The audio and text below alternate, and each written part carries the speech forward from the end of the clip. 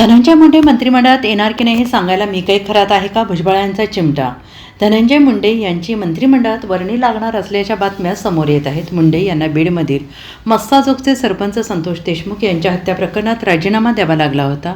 धनंजय मुंडे यांचे निकटवर्तीय वाल्मिक कराड आणि इतर आरोपींवर देशमुख यांच्या हत्येचा आरोप आहे. त्यामुळे मुंडे यांच्या राजीनाम्याची मागणी करण्यात आली होती. त्यामुळे धनंजय मुंडे यांनी राजीनामा दिला होता.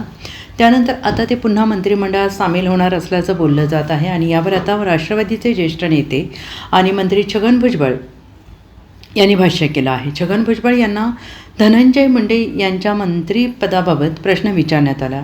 यावर बोलताना त्यांनी म्हटलं आहे की कोणाला मंत्रिमंडळात घ्यायचं हा निर्णय मुख्यमंत्री यांचा आहे. मंत्रिमंडळ पूर्ण नसलं तरी सरकार चालतं. आमच्या पक्षातून कोण मंत्री असेल हे सुनेत्रा पवार ठरवतील. 1-2 मंत्री नसतील तरी सरकार चालतं. धनंजय मुंडे मंत्रिमंडळात पुन्हा येणार की नाही हे सांगायला मी काही खरात नाही. भुजबळ यांनी म्हटलं आहे की हे दुर्दैव आहे की नाशिकमध्ये या गोष्टी घडतात. मला याचं अत्यंत दुःख वाटत आहे. अजून आपले लोक अंधश्रद्धेवर विश्वास ठेवत आहे. श्रद्धा असावी पण अंधश्रद्धा नसावी. या गोष्टी कधी ना कधी बाहेर येतातच. मुख्यमंत्री देवेंद्र फडणवीस यांनी यात लक्ष घालायला हवं. आता एखाद्याकडे हे पहा, मंदिरामध्ये जाणं हा काही गुन्हा नाही. कोणी सांगितलं अंकशास्त्र बघतो, निवडणुकीमध्ये येणार की नाही, मंत्री होणार का नाही, तर सगळ्यांना वाटतं की जाऊन बघावं काय.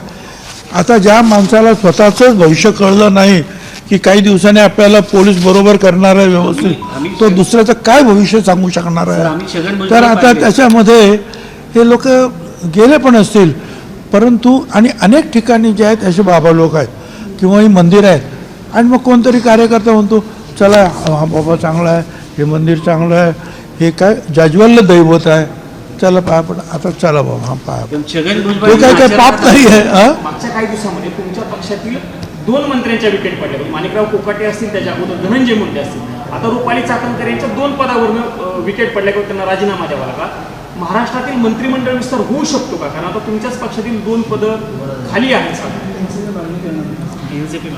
हे बघा, या संदर्भातले जे आहेत पक्षात कोणाला काढायचं मंत्रिमंडळात आणि कोणाला घ्यायचं, हा पहिला अधिकार जो आहे हा माननीय मुख्यमंत्र्यांचा आहे. आणि आमच्या पक्षाच्या बाबतीमध्ये असेल तर आमच्या पक्षाचे ज्या काही सुनेत्राताई उपमुख्यमंत्री आहेत त्या ठरवतील आणि त्या मुख्यमंत्र्यांशी चर्चा करतील. विस्तार झाला पाहिजे की नाही, कारण आता गरज आहे विस्ताराची असं तुम्हाला वाटते का? आता हा प्रश्न मी त्याचं काय उत्तर देणार.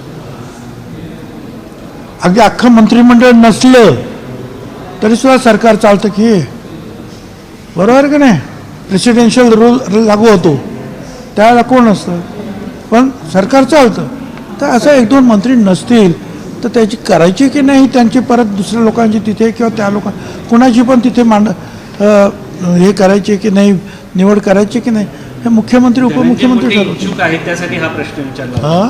धनंजय मुंडे पुन्हा येण्यासाठी इच्छुक आहे. मला काय माहिती नाही. मी काय जो आहे तो काय नाव ते खरात नाही आहे की पुढे उद्या काय होणार आहे चांगलं.